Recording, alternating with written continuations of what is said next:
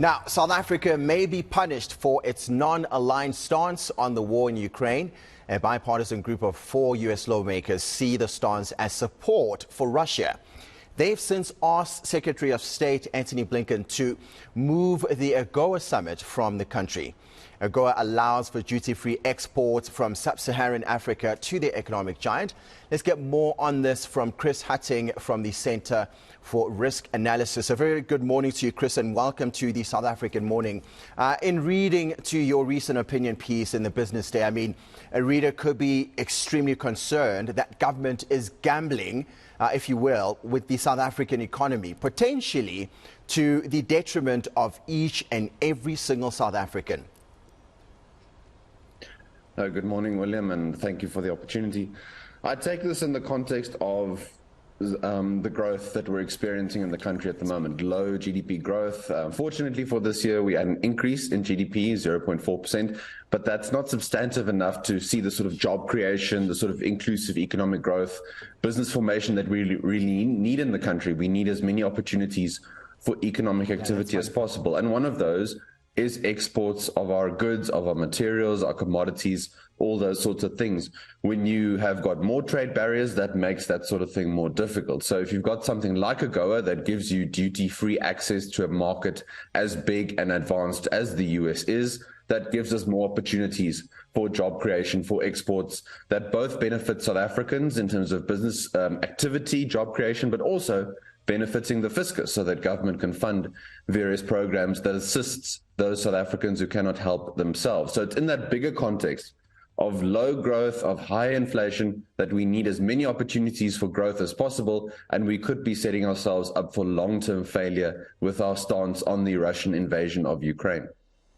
And Chris, of course, if we were to paint the picture for our viewer this morning, who's possibly just waking up to this, when we talk numbers, there's a 25% or so of export, made possible by the interrelations between us and the U.S. I mean, if these sanctions were to be executed, that would mean a huge chunk off of our economy, obviously job losses. That picture would be absolutely detrimental. How valid are the U.S. concerns about South Africa's approach? I think the US would be more comfortable if South Africa practiced active non-alignment. So, for example, if we didn't conduct military exercises with Russia, if we didn't have these allegations of providing ammunition and arms via the Lady R vessel to Russia, if we condemned the Russian invasion at various UN votes and resolutions, if one practices your active non-alignment and you show that you're trying to engage in peace talks, as has been the case in the last 2 weeks or so, as President Ramaphosa has been stepping up his game in that regard, that could then help to change the narrative and the impression. But one needs to take some sort of active steps in that regard. You can't just sort of sit back and say we're practicing something, but then we don't walk the talk, as it were. So I think there could be hope, glimmers here and there that things could change in some ways, the narrative could change, but this will take a long time to filter through. And in the meantime, this could be one way for the US to sort of test the waters, as it were, to see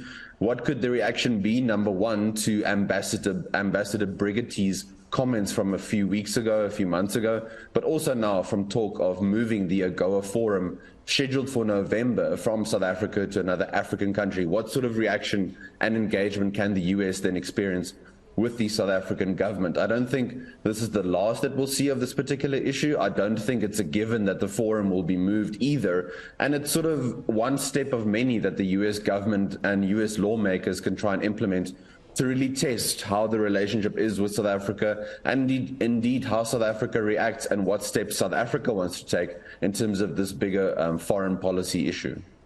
And of course, Chris, in your opinion piece, you were advising South Africans to be cautious. I mean, should viewers be taking a lot more attention? And if so, what should they be doing? Well, just given how important still the US economy and other G7 economies and countries are for trade globally, but also for trade for South Africa, something like the Africa Continental Free Trade Area that we think could be transformative for the Sub-Saharan African economy and for the South African economy.